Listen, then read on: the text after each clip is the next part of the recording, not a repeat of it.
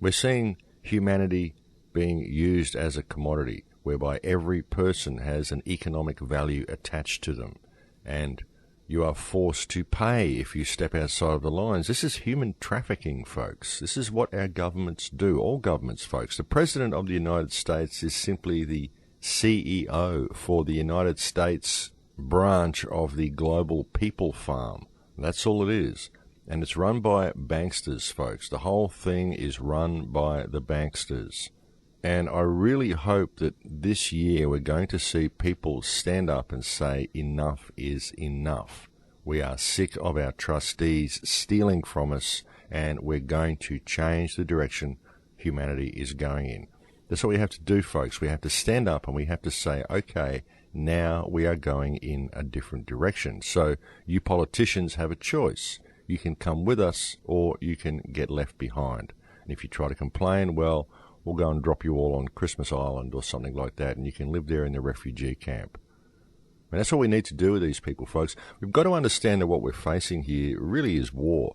Our governments have declared war upon the people. In Australia here, the Australian government, the Gillard regime, Der Fuhrer, Frau Gillard, has declared war upon the people of Australia by destroying our water table, by allowing coal seam gas to go ahead, by destroying our food bowl, by selling it to China, allowing coal mines to be put through our food bowl. Australia is one of the most resource-rich nations on earth, and yet we have one of the highest costs of living in the world because none of the wealth that is being raped from this country is passed down to the people. We are literally being stolen from and reduced to poverty by public trustees who are acting in breach of trust. We've got to understand, folks, that this is war, and if we sit back and we do things by the parameters given to us by government, we are going to allow our nation and our planet to be destroyed because it says here on this piece of paper that we have to let it happen.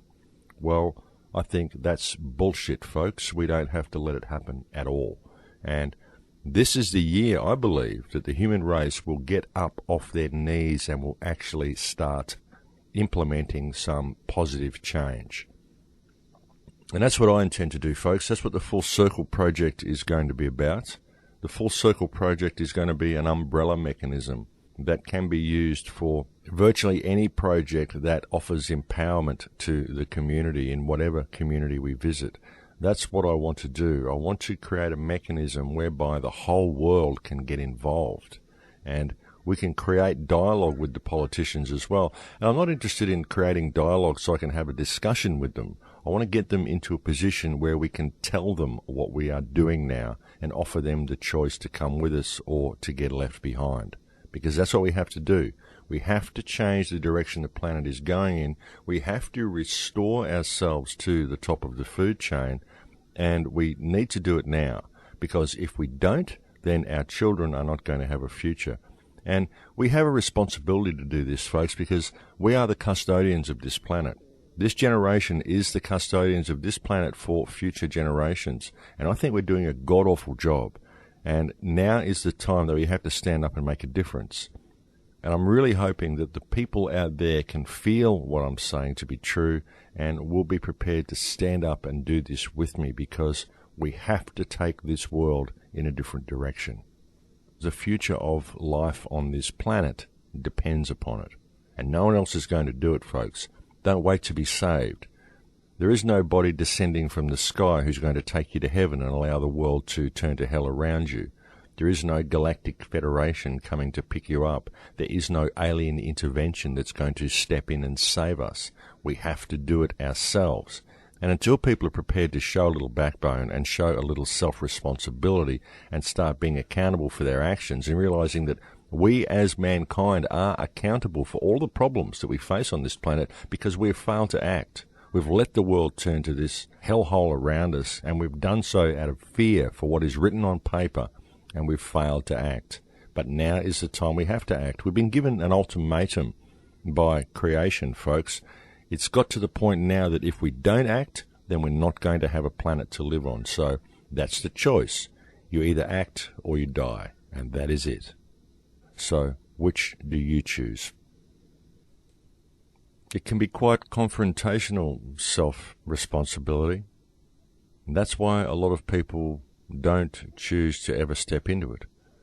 There are very likely a large number of people on the planet who would prefer to allow the planet to die and the human race to become extinct rather than act, because they are so scared of facing the responsibility that they have.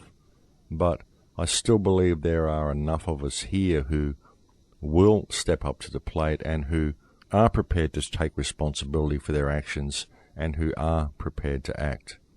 And that's what I'm really hoping we will see this year, and I am certainly going to take as many steps as possible to create as much of a movement as possible and bring this concept to as many ears and as much into the public as possible. That is my mission for the year. Something's got to break, folks. Something's got to change, and it's not going to happen if we don't participate. And so that's what I'm going to do, folks. I'm going to get out there and do it, and I'm really hoping that you're all going to stand with me. Of course, I have the immediate inconveniences in my life, such as trying to find a new place to live, which I'm not having really much success with at the moment. It's very difficult to find anywhere that's affordable around here.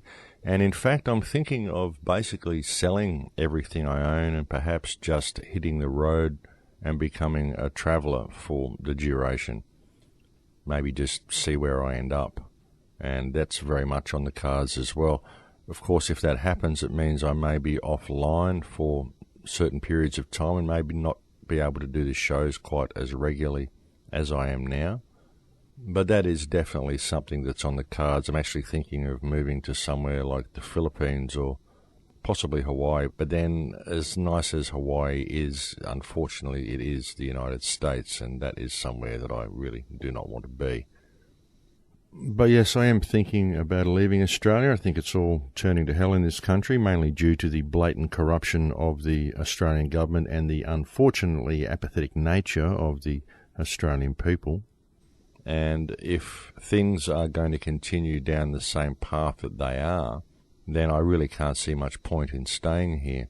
And of course, the situation in Australia very much hinges on what is going on in the United States at the moment as well. So it's going to be very interesting to see where this gun debate and push for conflict that the government is instigating is going to go.